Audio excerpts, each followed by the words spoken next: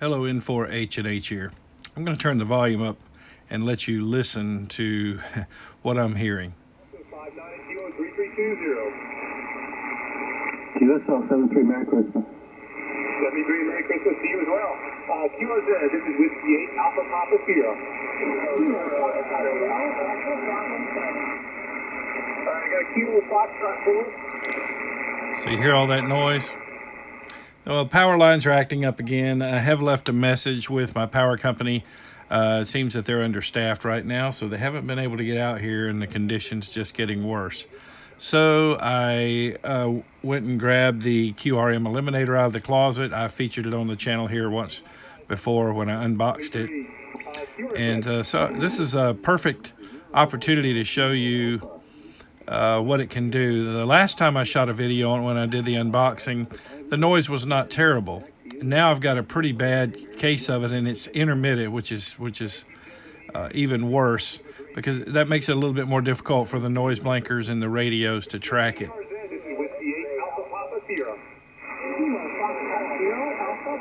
So it's a POTA station out there.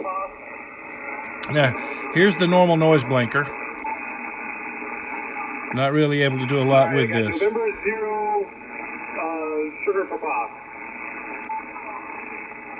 And there's the wide version of that noise blanker you can see here in the window. A lot of the newer radios will have, let me turn it down a little bit. A lot of the newer radios will have a traditional noise blanker. Basically, you know, that's for short duration pulses. And so it picks them up and then inverts the signal and tries to cancel out the noise. This noise is a little bit more random, so it's having more difficulty with it. Then a lot of the newer radios have some DSP level noise blanking. In this rig, it's called wide, and you can go into the menu and adjust the level of that and the width. But it's also not able to knock it completely out. See? Now I'll turn that off, and I'm going to turn on the QRM Eliminator.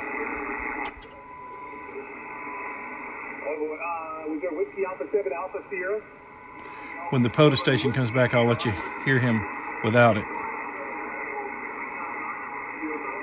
QSL, you are 5959 Kilo 3320. Merry Christmas to 73. You know, I wish that the manufacturers would include something like this QRM Eliminator in their dual receive radios, because you do have to have two receives. There's two antennas. My main antenna is routed through this box, and then I'm using my off-center fed dipole. It's connected on one of the jacks back there, and then you've got a middle connector that goes to the radio. And the one antenna is used just to listen to noise. Okay, although it is in the receiver chain, so it's like having two antennas, but I'm not going to be transmitting on the auxiliary antenna, as it's called. And for that, I'm using my off-center fed dipole, because it's of my wire antennas, it is the weaker of the bunch. My better antennas are my doublet and my ZS6 Bravo Kilo Whiskey, ZS6 BKW. So, but you know, if the manufacturers, maybe if enough of us write them, would just put this technology into the radios. I mean, I paid $50 for this box on eBay.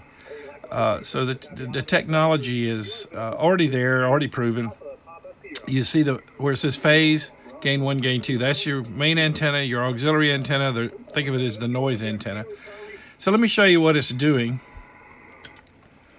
So here it is, turned off, and you see the noise. Now, why is it eliminating the noise? Okay, so you work these two gain knobs. I'm running the main antenna all the way up. Then the auxiliary antenna, I'm running. I generally start about halfway, and then turn the phase knob about halfway, and then just start turning these knobs until the noise goes away. Now, what that's also doing is phase cancellation. But it has two antennas to work with what's coming in on one antenna, what's coming in on the other, and it's actually throwing it out of phase. Think of it this way, you know, before it ever even gets to the radio, okay? So it's knocking that noise out of phase using the antennas themselves.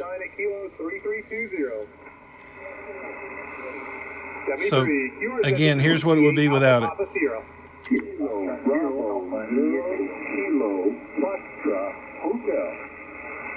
I think I got Kilo Foxtrot 0 Alpha India Tango.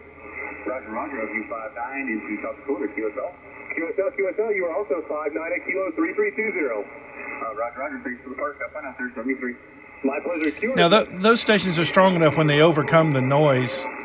You don't hear it, but there's a weak station. Listen. I got Kilo India 5, Quebec. Now, when the listen. QSL, you are 59 at Kilo 3320. QSL, hey, thank you for the contact in 73. Now, you'll notice that the S meter reading drops, and that's just because of the gain structure I'm using on the antennas. I'm not too concerned about S meter readings, as you well know if you've watched many videos on my channel. S meters are relative, you know, anyway, so, and they're not all exactly set according to the IARU standard of 6 dB per S unit anyway. But, you know, they work well for, you know, relative readings. You know, you know, you're talking to somebody and they go from a 5 to a 7 on you. I mean, that may not be exactly 12 dB, but, you know, you could say, well, you were a 5, now you're a 7. So it does work for relative readings. So I'm not hung up on that. What I'm working on, as I've always said here on this channel, signal to noise ratio. Lima, Delta, Oscar. Kilo Bravo 9, Juliet, Quebec uniform, you're 59 at Kilo 3320. See, this noise is coming and going. It's generally driven by the humidity, and we do have a low humidity today. Let's find another station. In fact, let me try another band.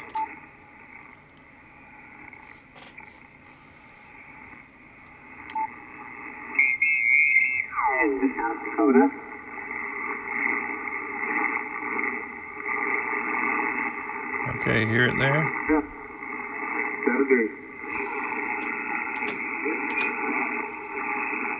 All right, let's try it.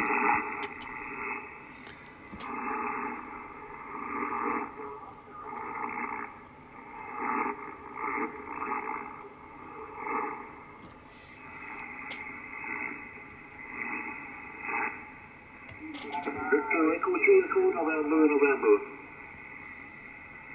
Victor Echo 2 Echo November. Victor Echo 2 Echo Nancy.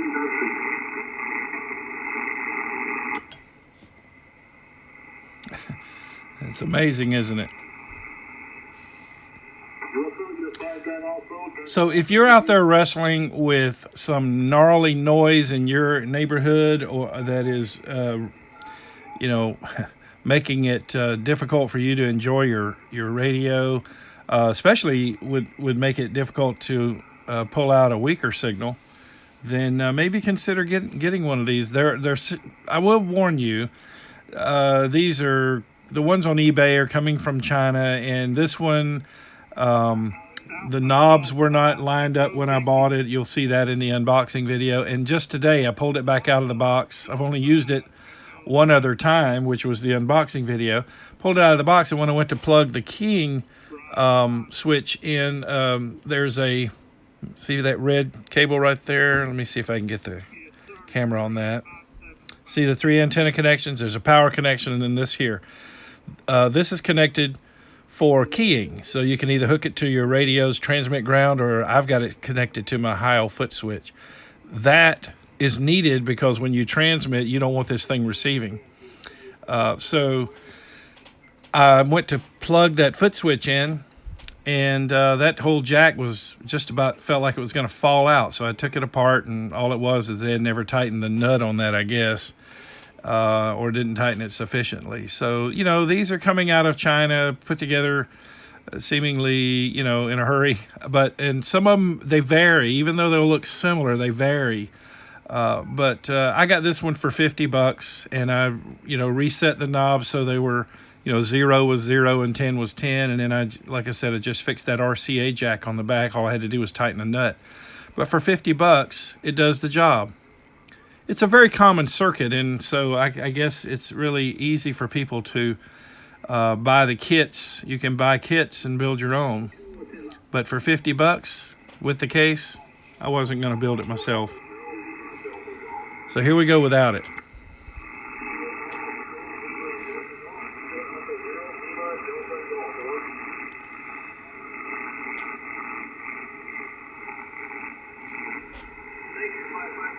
See what I mean, though, how the noise is coming and going?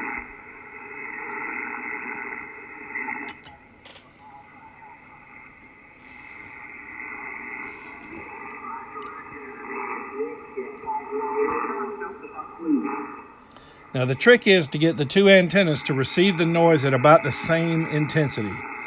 All right, and I will tell you the reason I'm not running the gain as high on the auxiliary antenna is because it's actually receiving the noise stronger than my main antenna is. But you know, the key is, in my situation, I just run the gain all the way on this one, put it about halfway on the middle, the gain 2, the auxiliary antenna, or if you want to think of it, the noise antenna, and put the phase in about the middle, and then start tweaking these two until it gets good and quiet.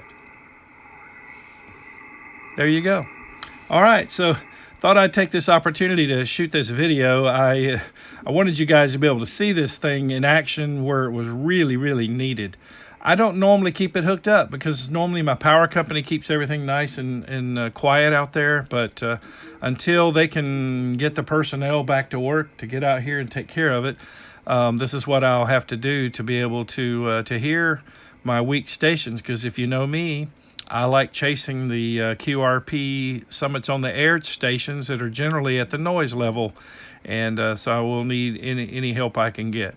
Hey, all right, thanks for watching. Hope you found that helpful and informative. You know, $50 helps me knock this problem out. You know, and I say $50. I think it might have been 52 shipped. There are some out there that are running more like 70 or 80. One of the things you want to watch out for is this one, in fact, does not light up when I transmit. It doesn't. Let me go to the dummy load. See, it doesn't change color. I've seen some where it changes to red to let you know that it is, in fact, detecting that you're transmitting. You know, that's just a convenience, I guess. But, you know, it does ensure that this transmit circuit back here is turning off the receive in the box so it doesn't damage anything in the box. But, you know, so there'll be some slight variations like that. Even the buttons may look a little different. But it's essentially the same kit, and then everybody else, they just decide what kind of a box they want to put it in and how well they construct it. So I hope someone found this video helpful and informative. If you're wrestling with noise, well, this might be the answer for you, at least until you can get your power company out to fix it. But, you know, then again, it may not always be a power line. It could be something else, and maybe this would help you out in that situation too, so you can enjoy your radio without all that noise. It would be almost impossible for me to hear those SOTA stations, those QRP stations, over 2,000 miles away without, you know, doing something to eliminate the noise. And as well as the radios do, and you've seen me show it on the channel here, there does reach a point with your power line noise that, you know, that's not enough. So again, hope someone found this helpful and informative.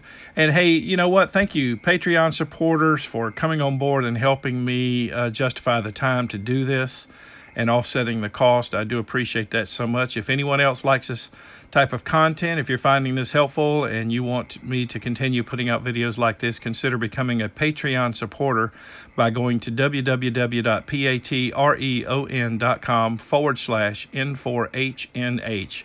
My call sign. That's Patreon, patreon.com/N4HNH.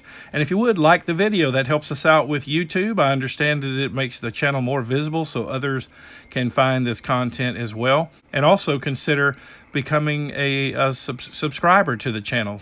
And if you do subscribe to the channel, click the bell and you'll be notified when I upload the next video.